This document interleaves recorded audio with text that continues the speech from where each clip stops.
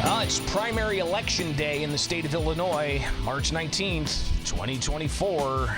And if you recall, this is actually a much earlier primary election than typical. Welcome back, Bishop on Air. I'm your host, Greg Bishop. Like, subscribe, hit the notification bell, and we'll open up the Discord as well if you want to chime in on Election Day. What have you seen out there? Are you out there going to vote? Is your race just not very exciting, as I know some people are recognizing? So, yeah. We'll start the stage right now with your calls, and be sure to hop into the Discord and join us there. So starting that stage, and if you want to chime in on the election, what maybe some of your predictions are on, for instance, you've got the Bring Chicago Home tax. The Bring Chicago Home tax that could very well increase taxes. And how that comes out and ultimately is distributed. It's meant to be for homelessness in Chicago. But are there restraints on how this would be implemented? So your predictions on that. Maybe on the Cook County State's Attorney's race. You've got an interesting Democratic primary there. But across the state of Illinois, and this is what's fascinating about the primary, kind of gives you an idea already, at least in the state of Illinois, just how determined these outcomes already are. In my analysis, looking at all the available races that there are in the Illinois State House, just the Illinois State House, all right? State Senate seats that are up for grabs, not all of them are. They do like a revolving type of thing, just like the U.S. Senate does. But the state Senate seats that are up for grabs and the state House seats, because every 2 years the state House is up for grabs, more than half of the available seats, the party is already determined, meaning the Democrats filed candidates, at least one, an incumbent, but no Republicans filed, or vice versa. Republicans filed for a candidate, but there's no Democrat. So fascinating to see that more than half of the state House and Senate seats are parties already determined. So if you want to react to some of that as well, and maybe even what's going on with congressional races. You've got a race between Mike Bost and Darren Bailey that a lot of eyes are on. So we'll open it up here and get your thoughts. And we've got some of you in the chat already. Appreciate that. All I can see here is conservative. It's a long name, but I have requested you to join and sound off. So feel free to just hit accept, and you should be able to join in live this morning. Check 1, check 2. No. All right. Let's try Brian. Brian, I'm going to invite you to speak now. So you should just be able to accept that, pop in, and see if you can chime in this morning. All right. If not Brian, then AJ. AJ, we're going to see if you can join. And if you want to, you can go to bishoponair.com or just click that link there in the description of the live show. And you'll be able to chime in on the Discord chat, which we haven't done the Discord in a bit. But if you are able to, go ahead and accept that invite to speak, and you can sound off on this and more. So got your calls here. If Brian can't join, then how about Jorge? Jorge, you are up if you want to chime in. Good morning. Thanks for accepting that invite. What's up? Good morning. So I was watching your live stream, and literally I think there was like 2 people that weren't able to get their mic on. I don't know if it was, I guess a network issue or something, but I was like, okay, I guess I'll join in and see what's going on. I appreciate that. And sometimes it's like flopping around like a fish out of water if the technology doesn't work. So thanks. Right. All right. So I just want to say that I just heard that something about not a lot of voters are turning out this morning, something like that. I guess like 45%, which is interesting. You'd expect more people at the polls, but I guess according to the CBS and some other news outlets, that there are not a lot of people turning out to vote, which I don't know if that's true or not, but that's interesting to, I guess, know about. voter turnout is always a storyline in elections. And you got to keep in mind, this is not the general election, right? November 5th is that date. And there's going to be massive turnout for that because that's going to be obviously top of the ticket. Who's going to be the next president of the United States, right? So clearly, voter turnout's going to be huge for the general election. For primary elections, voter turnout is always weak, and that could benefit those who are well organized or those who are pushing certain ballot initiatives like the Bring Chicago Home tax. But if voter turnout's low, it really means some things could be determined pretty decisively. But what that also speaks to is that the electorate just didn't feel motivated to get out to the polls. And when you see, for instance, I was talking to a friend and said, hey, you're going to be going to vote. Well, they said there's no competition on their ballot. There's nothing for them to go and vote for. The incumbent's not being challenged in their primary. In the House seat, the Senate seat, there's no election, and the presidential stuff's already determined, so there was nothing on the ballot for them to turn out for. So that could also add to it. That's interesting. Okay, that's good to know, Bishop. Right on. Appreciate you chiming in and helping me out get this thing going. All right, let's see if Warsaw wants to pop in here to the staging area, asking Warsaw. Get it open there and join in and see if you can get your mic on and do this live. Inviting Warsaw to speak if you want to. Doesn't look like you want to. That's fine. Anybody who does, let's see if we can get conservative back up there. It's a pink logo. If conservative, if you just accept that, there you go. Okay, conservative Latina. There you go. I can see that now. I think I know who this is. Good morning. What's going on? Be sure to unmute yourself. You're good. I hear you. Am I unmuted? You're coming through. Well, I'm a candidate, so I'd say get out and vote. What are you I running don't for? understand. I'm running for county board in Sangamon County. My issue being illegal immigration, it's been my issue since 2000. I've testified before Congress about it. I am obviously a conservative Latina. I've worked with law enforcement across the country as it relates to illegal immigration. And, I just think it's the issue right now. I'm pretty discouraged at hearing that people aren't getting out and voting. But, with mail-in ballots and all that, we'll see. But come on, folks, especially your listeners, Greg, should be out voting because our votes do make a difference. And if we're going to listen to you go on about the different issues, we need to do our part and get out and vote.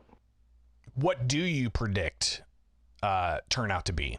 Is it going to be 15% or is it going to be 40%? Because listen, even presidential elections, the voter turnout's never 100%. But you can really Greg, but go ahead. We've never faced the kind of future that we're facing now. We're being replaced. Most people are struggling paying their rent, paying food, paying electric. We've never been here. So if this doesn't motivate voters to get out, we are working towards our own demise. Well, appreciate you sounding off, and it takes a lot to run for office. It doesn't matter what office it is. So, how do you feel that you're gonna perform in the election today?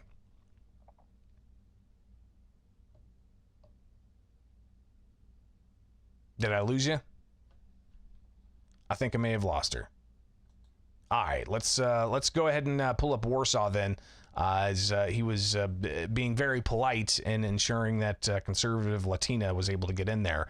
But talking about the election, all right, talking about the voter turnout, which is interesting. Jorge brought that up, but also just the lack of competition there is. And I think that may be what keeps people from heading to the polls, is there's just nothing on the ballot for them.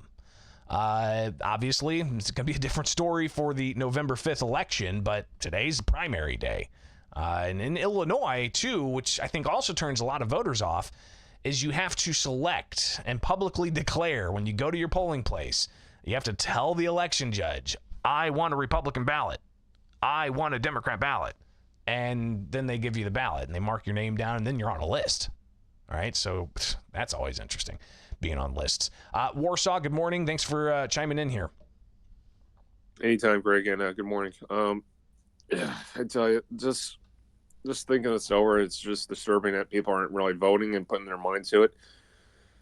There's two things. Either they're focused on their jobs and their livelihood and all that, but the payments are still going up, the inflation's rising, nothing's getting done right, and people are suffering. And I mean, if people have to decide this, either you're going to continue doing your jobs in the long run and then wait until your future, then possibly they'll be taken away and be kicked out of the position that you're in, and your livelihood's taken away from you. So either fix it now or suffer in the future.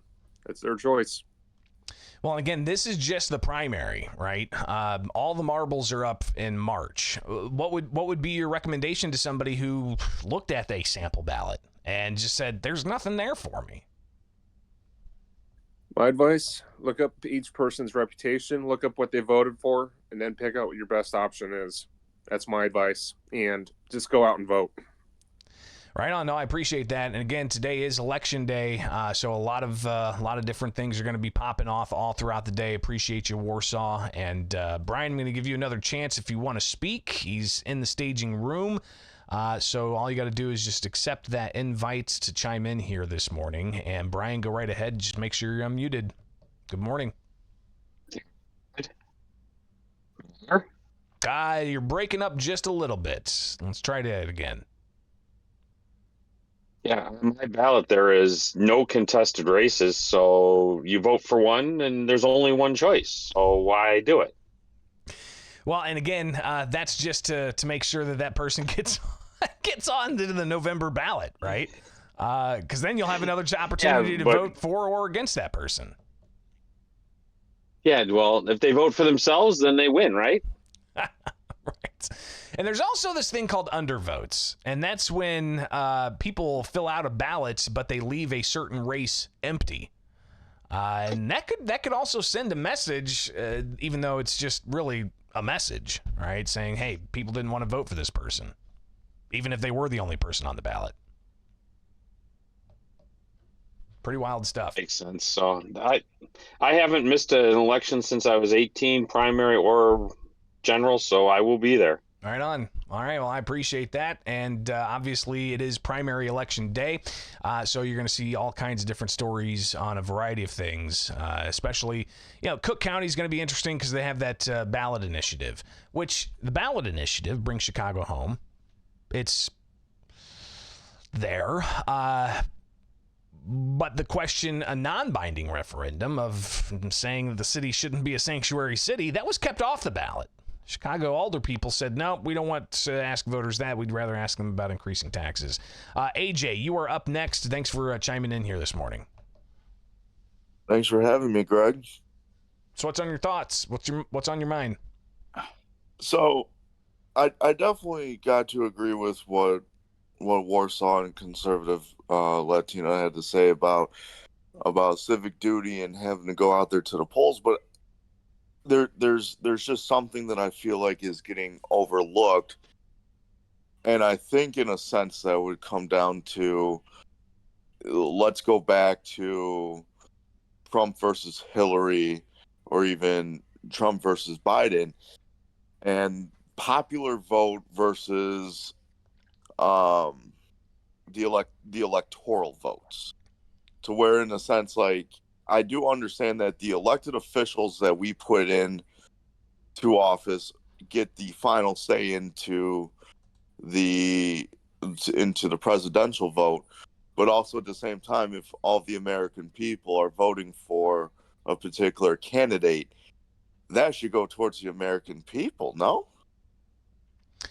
And I know this is something that's been in place for hundreds of years now. And you're talking explicitly about the Electoral College? Correct. Yeah, so I mean, the Electoral College, and maybe we do have this debate at some point, especially as we get closer to the November 5th general election, because the Electoral College will be in play then. But from my understanding, the thinking of the Electoral College was, number one, efficiency. Number two, you don't want heavily populated areas in one state that's across the country from a lower populated area in a different state being to overrule the rural areas or less densely populated areas. So the Electoral College helps kind of even that out, so to speak. And really, if you think about it, what you're saying is you're asking why we don't have a true democracy in the vote for president. That's because we aren't a true democracy, right? I mean, the argument is, I guess the facts are, this is a constitutional republic, not a democracy. So I think that's some of the arguments that people would have for keeping the Electoral College. And definitely agree with you there. It's one thing that at least I can't speak for a lot of the viewers out there, and I can't speak for a lot of the voters out there, but I could definitely speak for me personally, Greg. And ever since that Trump-Hillary election, seeing that, okay, Hillary had the popular vote right over Trump. Okay. But Trump had the electoral vote. In a sense, I was like, awesome. We kind of got saved. But OMG, this could have went very sour. And at least for me, it definitely like made me double guess like the whole entire process as to like, does my vote actually matter for a presidential election? I understand my vote matters for the local municipalities and for the primaries and for the state elections. I understand my vote matters there, but in a big scheme of things, does my vote matter for presidential election if one can have the majority or the popular vote, but the other one has the electoral vote? Well, let me see if I can break this down even further for you. There is room for modifying the current Electoral College process, and that is by allowing for states to divvy their votes up, their Electoral College votes, which are based upon congressional representation. I want to make sure people understand that. It's based on how many senators and representatives a state has. Every state has 2 senators, and every state has at least 1 representative. Some states have more representatives. So that's kind of where the weight of a state's Electoral College votes comes from, which also is directly derived from the census. All right, so we could have an entire conversation about how we count the census. There's been a movement for years to try to say, those in this country as non-citizens, undocumented, should not be counted towards the census numbers. But again, that's another conversation for another day. But proportional representation, there's a way to get at the spirit of what you're talking about as to your vote counting in those elections. And that way is to say Illinois. I think we've got 19 Electoral College votes, if I'm not mistaken. We've got 17 state, members of the U.S. House of Representatives and 2 senators. Don't quote me on that number. But Illinois is a winner-takes-all state. So in Illinois, say the Democrat in the November election gets 51% of the votes, and the Republican gets 49% of the vote. The Democrat gets all of Illinois' Electoral College votes. That's just the way Illinois does it. They don't split it up, 51%, 49%, or the closest equivalent thereof, right? Illinois, it's a winner takes all. A lot of states across the country, it's winner takes all.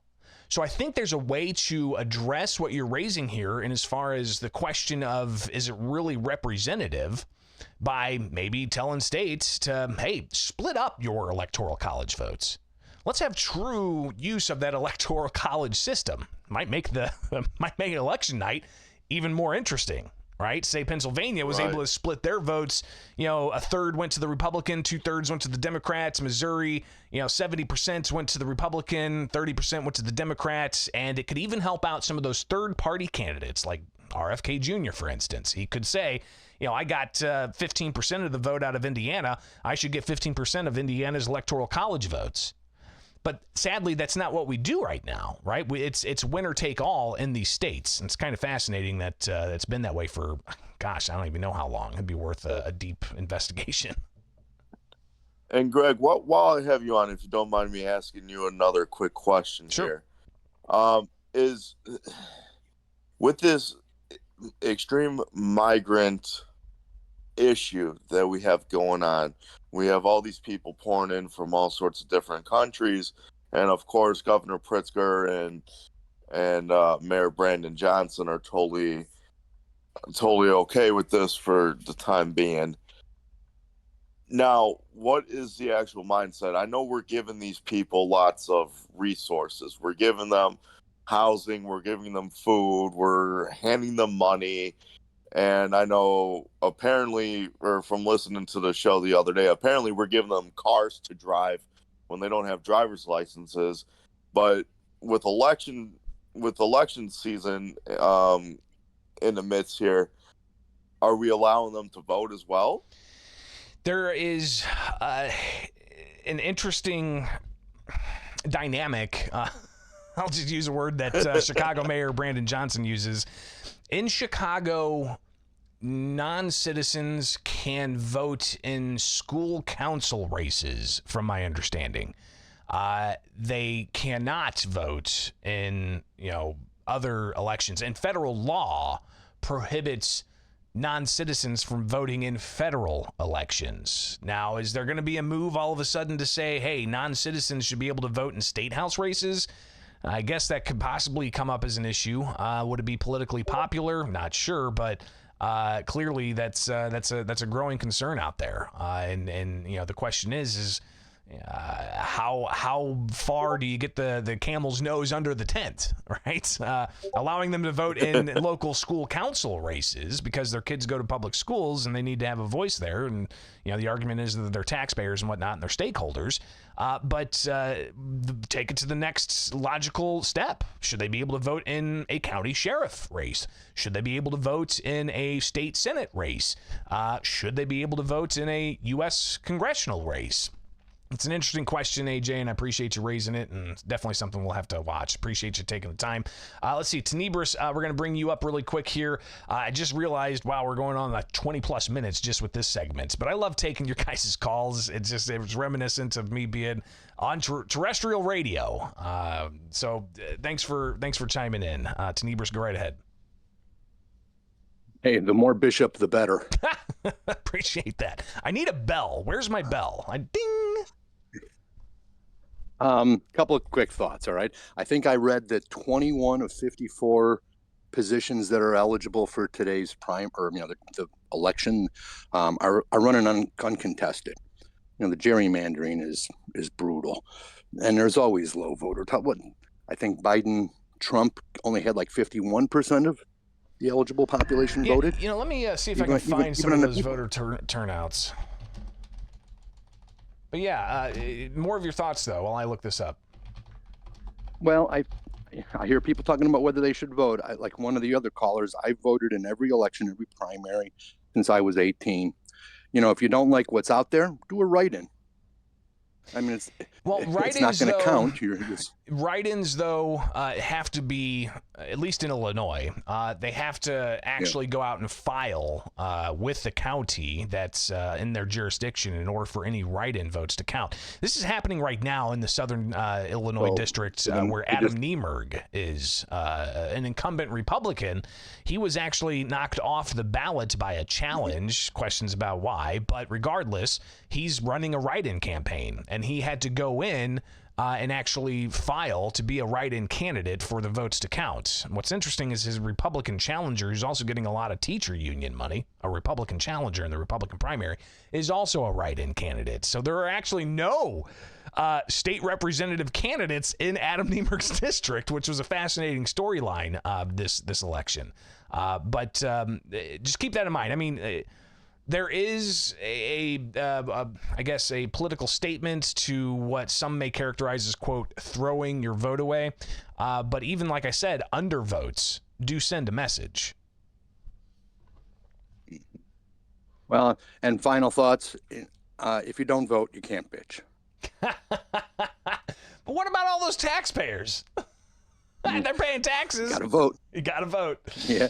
Right on. I appreciate it, Tenebris. All right, let's see. RJ65. We'll see if you can pull you up real quick. And this will be probably the last one, guys. So, RJ, the pressure is on. I've asked for you to join the staging area if you want to accept that invite and sound off. If not, we'll just move on and have ourselves a great day. I do want to see, though, gosh, what's the voter turnout? Yeah, let's see here. Federal, statewide. All right, let's see if we can pull this up here, just so we can take a look. All right, so these are just outcomes. All right, I'm gonna have to do some more research. Maybe we talk about voter turnout tomorrow when we get the voter turnout. But here's another caveat for Illinois elections. We got mail-in balloting. We've been throwing mail-in ballots out there for 4 weeks. So it's not election day. It's actually been election month and a week. And it takes 2 weeks to be able to fully accept all of the potential mail-in ballots that there are out there. So while polls close at 7 o'clock tonight here in Illinois, we might have to wait 2 weeks before we get the total tally for the primary election. Good stuff. All right, guys. Appreciate it. Incredible to see the number of views live this morning. I think I had one drop from the live stream, but regardless, we're still cranking it out. 322 people watching across the social media spectrum. Hey, I'll take that. All right, guys, have yourself a wonderful rest of the day. I got to get out of here. You have yourselves a good election day. We'll see you back here tomorrow with Bishop on Air. All right, like, subscribe, hit that notification bell. Let's make it happen.